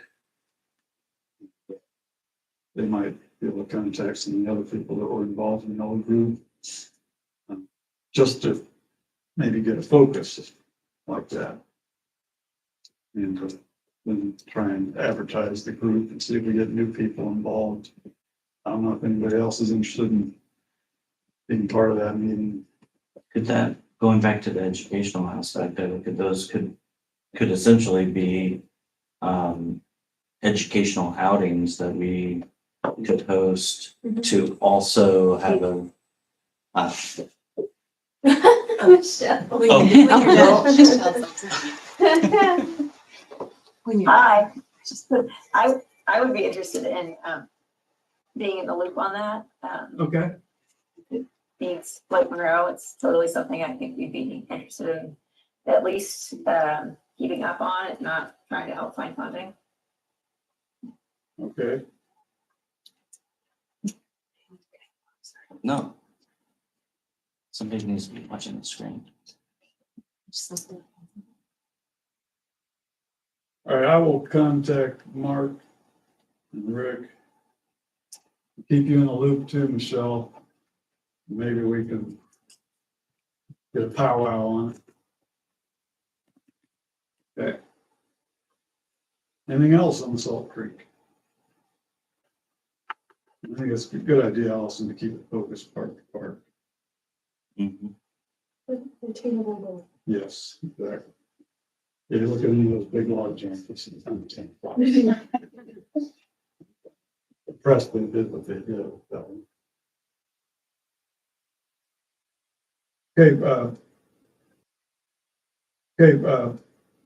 Project and grant management software. Katie has introduced me to Asana, the office management software. And I guess Jeremiah, you had talked about it, Monday.com. That's all I was saying. Sounds very similar to Monday. Right. You want to share more, Kate? Sure. So Jeremiah chatted with Sonia about Monday.com, and I actually use that with Michelle at the Water Fund. The only thing for why we didn't do Monday.com is we have to pay for it. Since we're not a nonprofit, it's full price per month per user, which is a lot. Asana is free, up to 10 people, but it's limited functions. You could upgrade, again, full price per person, which is also a lot. It's $10 per person per month. So if you have 8 people on, no. So we're just playing with it at this point. Sonia had wanted to have some sort of easy to do checklist throughout the office to kind of keep up with what's going on. And this is what we came up with. So who has used some of these types of softwares before? No. Okay. So Asana is based by project. So you can have really any sort of work inside of this platform. I've listed it as district manager is one project. And then from there, put in different sections of what needs to be done each month. So we've got our monthly board prep. And you can add subtask down here. When you complete something, you check it off. You've got due dates. You can kind of just keep up. It automatically renews and repopulates for next month if you set the parameters. So it's really easy to have your to-do list without having to write it all down again. So I've made monthly board prep, county claims. Sorry, this is. I can't see. There we go. And then all of the grants that the office works with, the due dates, where we're at on all the projects and that kind of thing. So I guess it's on the agenda because we can add more people to this program. We can have up to 10 for free. Would any additional board members like to have access to just kind of view it and keep track of what's going on in the office during the month? Sure. What is the vice chair? Is there any of that stuff? All right, I'm in. Yeah. We can have up to 10, so there's still plenty of space for anybody that wants to be on it. I just don't want you to feel like, This is where you could keep Google Docs, but this is also where you could keep that link to the Google Docs. And so everyone has access to some, if God forbid, I'll say I got hit by a bus tomorrow, all the notes or anything that I would be working on, the board would also have. I honestly, it's a combination. Asana is kind of like a combination of Microsoft Teams, if anyone's worked in Teams, and Monday or any other project management kind of combines that and gives that functionality as a team effort. I would just hate for it to become one of those things where it feels to those who are actually working here that we as a board are micromanaging in some way, you know what I mean?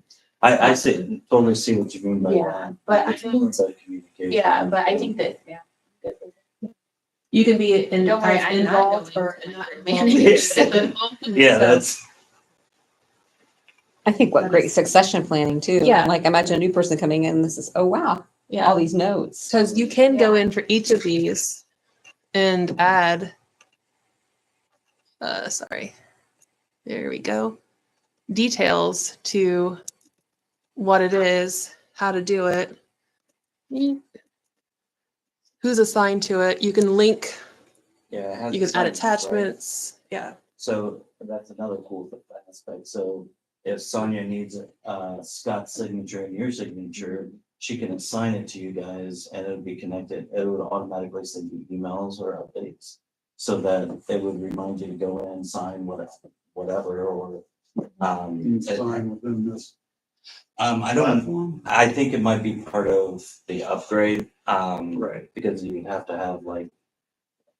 If I get Adobe an or idea something for like the that. agenda, somewhere middle of the month, I think that next month's agenda, I could jot it in there. Yep. So we could add a file from our Google Drive. Any of our files here, which would be our agenda. And now that will live here somewhere. There it is. And you would just click that, it would take you right out to the drive. So I've used it in other iterations of my life and it's really helpful. Yeah. So Amanda would like to be added? To something called Motion. Okay. Yeah, I looked at that one too. It has a lot of AI functions to kind of do it for you. So do you want to be added to Asana? I mean, sure. Amy? Yeah, Okay. I think. You don't have to if you don't want to. If you would like to, I'm happy to add. I think it's. Yeah. If it makes it easier for you guys to set up like communication and other things, then.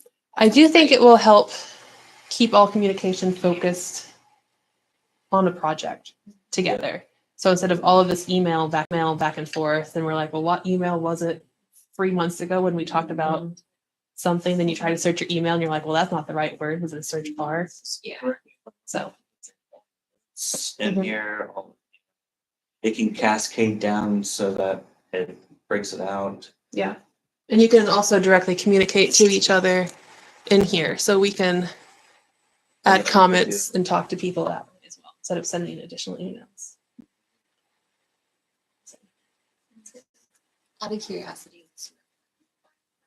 It is. Yep. Yep. Yep. Yep. You can definitely access it with the app, which is free. Oh, they do have. Yep. Or you can just access it on the browser on your phone. I will say if you're building the structures on your phone, it gets twitchy. So I would recommend a computer if you're building structures, but to navigate it's pretty easy. It does have a lot of cool functions if you want to pay for it, but I figured let's try it free first to see if it gets used before we pay. Because if you have the paid version for all of these grants, you can also add your budget and it tracks the timelines for everything like on a calendar with full automated math for you. You have charts and. Yeah. So that's all. Yeah. And you can change your view, which is what I particularly like, of what to do on what day. So That's neat. yeah. So succession planning Yeah. is definitely helpful. And then so the way I organized it was per person in the office.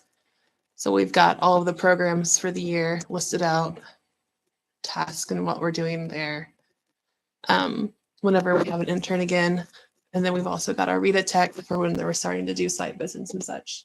So we can kind of keep track of everything in one spot. But I've only spent like 2 days building structures at this point, so it's a little empty still. But that's that. Good, thank you for working with that, No problem. this old dog. Figure it out. Great. Okay, I'll go on to old business. Letter of support for Bean Blossom 319, I did submit that back in June. Update on the NACD grant, NACD, yeah. We did, Kay and I worked on getting the report, it's due tomorrow, done on Friday. And so that report is done. We, now the next step will be actually draw from it, putting some per hours so we can draw some per salary from it. Yeah, as part of the Go ahead. as part of the report, I put in the drawdowns for some. Was everybody able to look at the pink charts online? I think I did it correctly. I have an email for a phone call out to the grant manager to make sure it's done. So I think that was submitted correctly, and hopefully we'll hear back that it was, and that the drawdown is being processed. But I have asked for $10,000.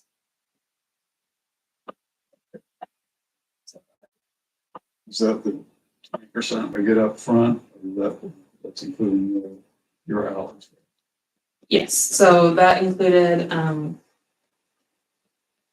10,000 in the planned salary, then the match that we've met already, and the in-kind match salaries. Oh, I had one more. This will all be electronically transferred to our account.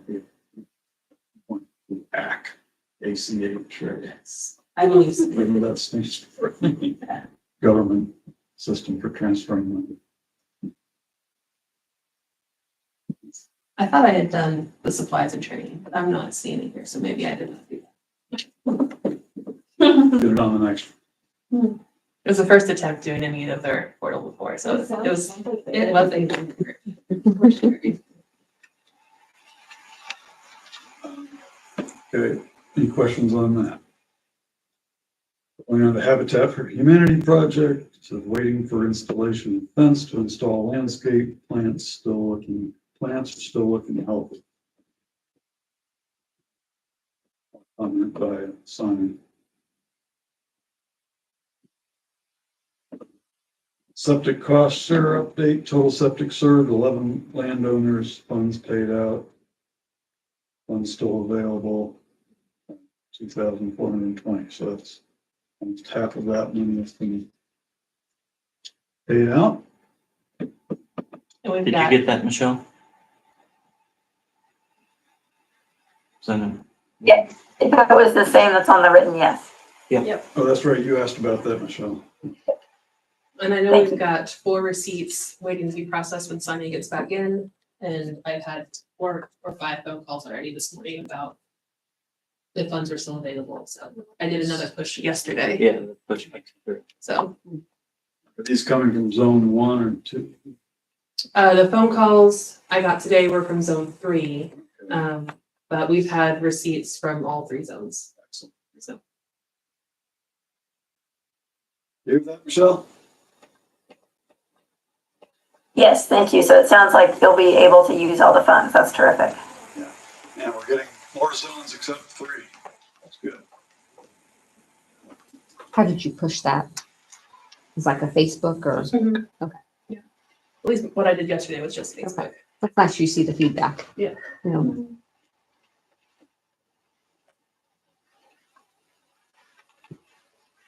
Looking forward, annual plan of work.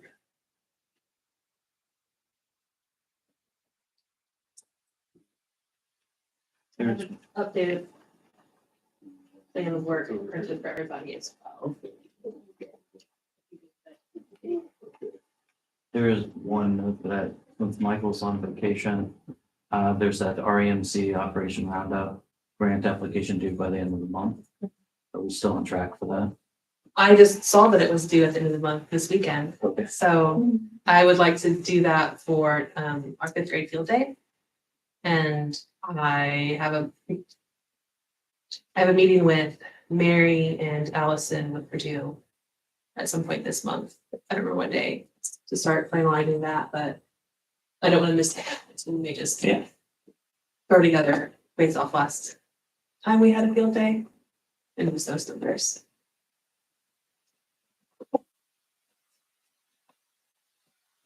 But no, that one's quickly appreciated. Could I get clarification on the conservation conversations? Would you help them those? Not really. Okay. I could probably I maybe can- answer a question. I can wait and maybe ask Sonia. It just, she sent the invite out to like all like partners, like Allie was on it, I was on it, and it's like she's posing it as like a time for like conservation professionals to all meet and talk. But initially it was supposed to be about like the public. The way I took the email was she's inviting everyone to be here, and at the slow times, it could be like the professionals talking to each other if there's a downtime or there's not public here, is how I took it. Yeah, the way I read it was like, we're all here available for anybody that walks in. I took it as a public network. Professionals are here, people come in and they ask questions about certain things. So, Has anyone been to an event like that?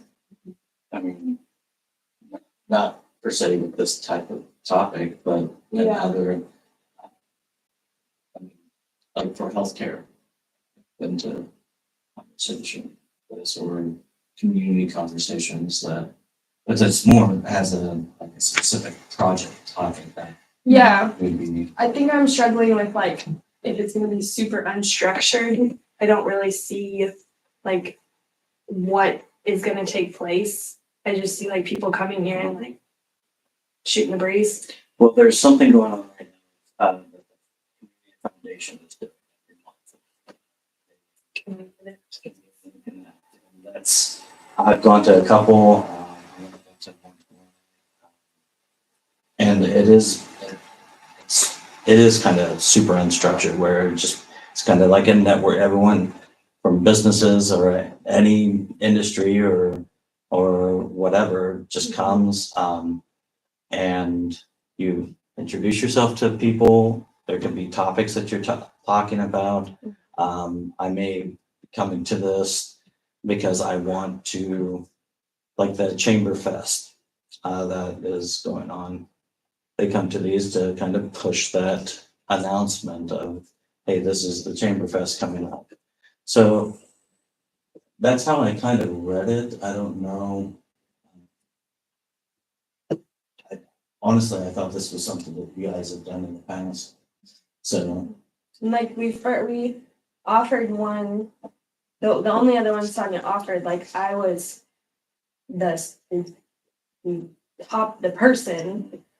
keynote speaker. Yeah, and I came and I was here and no one showed.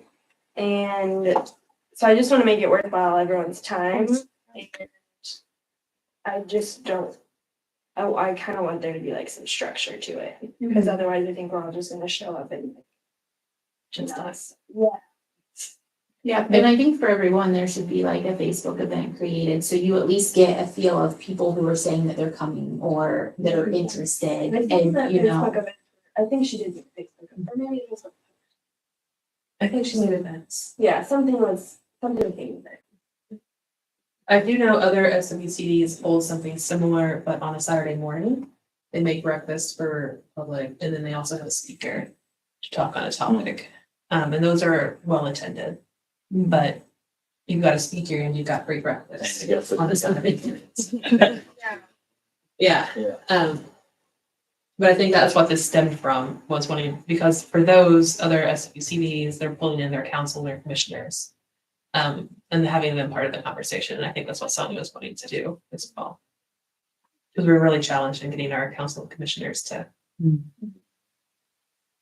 understand what we do. It kind of reminded me a little bit of like the breakfast with the Forester events where like they meet at a restaurant, everybody pays for their own breakfast, but they'd have people there, you know, it's a set time, at least maybe like an hour. So then they can get some breakfast, chat with some people and then it's done. I forget, where does she have it, planned to be located at? Here? Friday.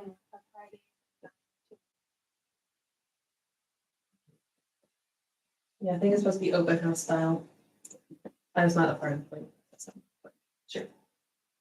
So, Yeah, I don't mean to sound negative, I just have some concerns that it's not gonna be very, like, Well attended. yeah, or efficient, or, Good use of your. yeah, if we're inviting like all these people to come here on their work time, and then it's just like, oh, well, if I needed to talk to Ally, I could just call Ally. Yeah.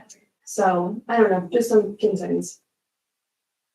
Better for the stuff, shorter time, 3 hours. I honestly don't know what the ticket is, cause like Katie said, like some districts do it entirely differently. I honestly don't know what would work. I don't know if this is it. Let's try it and see. Yeah. 3 hours is a big window. I mean, I'm thinking like just being at the fair, like how many people came and not everyone came at one time at the table in that 3 hours. But anyways, 3 hours is a long window. It's just a lot of it.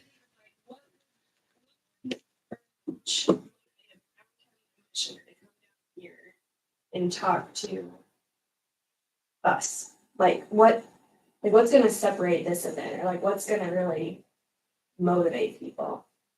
At least some donuts to cook. I heard a group one time talk about strawberry shortcake. They have an annual event in the spring, and that homemade strawberry shortcake drew people in. I think there would be professionals from all different areas, but she was gonna have topics per se Okay. each week. So maybe she has the plans for things. Might be funner at a coffee shop for like 1 hour. Yeah. Well, a hot topic right now for the county council and commissioner, they started a quality of life commission. Where I think the conservation and preservation fits into that quality of life discussion and could bring. We gotta find some way of how to tap into the conversation as hot topics that are not necessarily a hot topic, but like you said, why would we want a commissioner or a council member to come here and talk to us? Well, because we're a financial aspect is the concern for the council. How do we get, to partner with pay for some of the stuff that, I don't know, that they're gonna be talking about with the quality of life commission.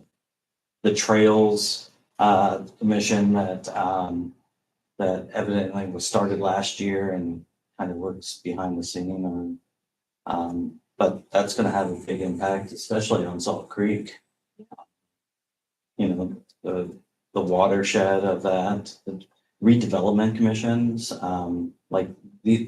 we're looking at, you know, like, are we gonna do TIFs? Are we gonna develop places that's going to affect watershed? That's like some of those conversations for redevelopment or economic development should have I mean, this is one of the reasons why I wanted to join this board as well, and be on the redevelopment commission, because that voice needs to be there. It's not just about dollars and cents, but the conservation of the county that we serve. So we just need to kind of put it in front of them and show that connection somehow and really tap into that. I think taking a 5-minute talk to them might be giving your intro. Even 5 minutes seems too long. Like a 2-minute elevator speech to each of these groups. Well, I know that if we had somebody from this group to come to the redevelopment commission, it could be put on the agenda and kind of give the spiel. I don't know if I should. One, because I'm new with this. You guys are a heck of a lot more knowledgeable, but definitely you or Scott. But yeah, I think it's not that hard. I don't think it's that hard to get on the agenda to kind of give. Habitat for Humanity has done it several times. Foundation has done it. They come and give a presentation, but it's got to really like flick a string with them. And right now it's trying to scramble for funds and just tap into some of that hot topic conversation that keeps showing up. So We need to plan to go to the people directly at their meetings as well as invite here. yeah, When is the first conversation? In August, I believe it's the August. The first Friday. Just one. so I have a redevelopment commission. There. So I know that we have at least one, if not two commissioners of that. And so we can try to get that to at least plug it into their ear to we're coming out an olive branch to start these conversations. What time do you all? Tomorrow is 6, I think. And Sonia did send this email that it looks like it was really only sent to like internal folks. She added a few other people. But she did ask at the end for feedback. And then she said, are there other counties that you would work with that are offering similar? So then it can report back to the discussion to her and we're gonna have a conversation about it because yeah, okay. Since she will have a theme. But it will be an informal open house style. There won't be a planned presentation. And she will just have extra materials around each theme.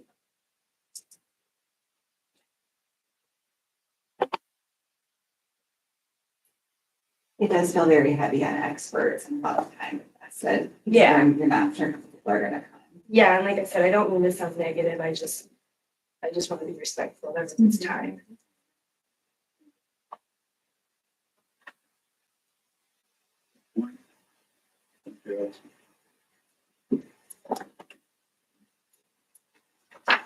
Anything else on the upcoming plan of work?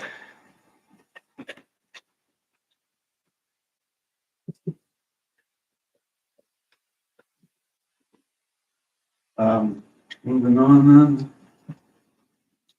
Business plan successions. Monroe. Business plan.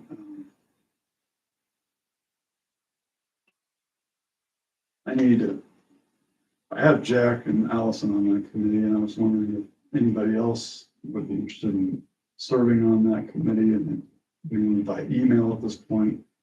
Just I need to send what I've got to some people and get some feedback.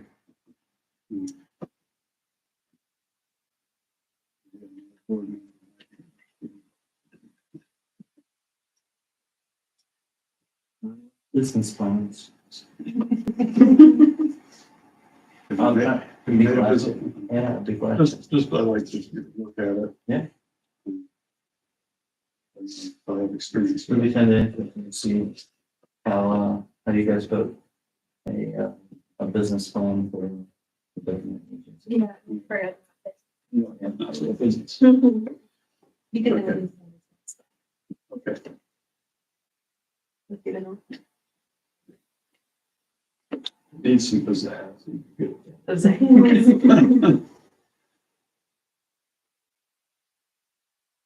You guys kind of lay that out as this is your strategy plan for the next 5 years. Yeah, it's kind of like a strategic plan and a business plan. Yeah. We don't do separate ones. Goal here, I would like this, something we can put on the website now, public to look at. Gotcha. That's why it needs pizzazz. Upcoming events. The native plant sale, we've talked about that. Got the Septic Cost Share program still going. Cover prep workshop coming up in the end of July. Comments on any of those? Please feel free to share with people. Our book for the August will be What Your Food Ate, which is one of my favorite crunchy science books. That you're like, why do I eat food? But it's really good. If you've not read it yet. It is also available for free on the Libby app, which is a library app, as an audiobook, if you prefer to listen to audiobooks as you drive. This is how I do most of my nature books is. Have we Go ahead. have we have a date for the state fair stuff yet? Or are we still considering that? It's always recommended that somebody from our office volunteer for the pathways of water quality. I don't know the dates yet for the state fair off the top of my head, but I'm sure Purdue does. And I could look it up I think too. it's, I think it's the 1st through 17th or Yeah. something. That's not right.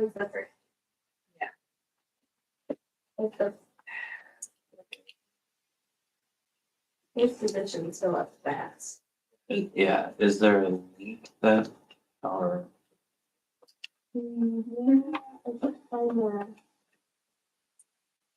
You're looking for the pathway link.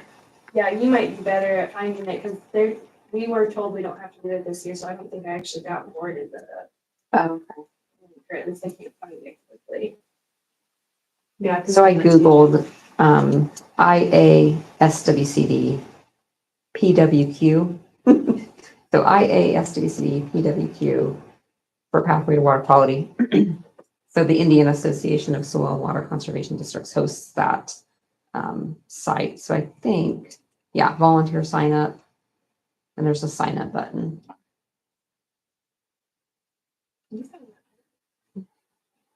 Well, I look at like that same, we have to do it. So it's like that same day it's released. I like to go and try to get a spot that's not a Sunday morning or, you know, something. Mm-hmm.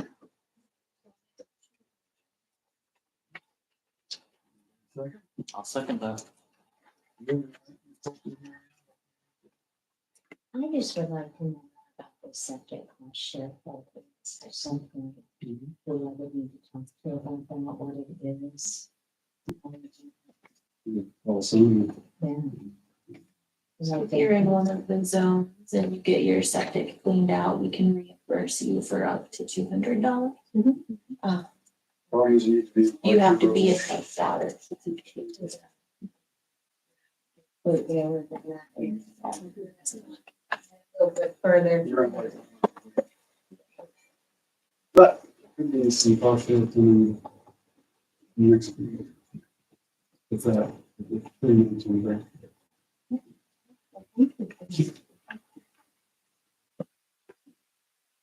Richard? I will put on my list. Sure, I just emailed you the link. But y'all know. Thank you for joining us, Bailey and Michelle. Thank you. Bye. Bye.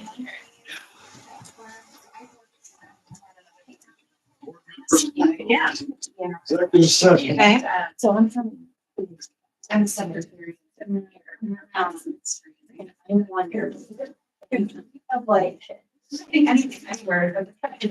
Seedling.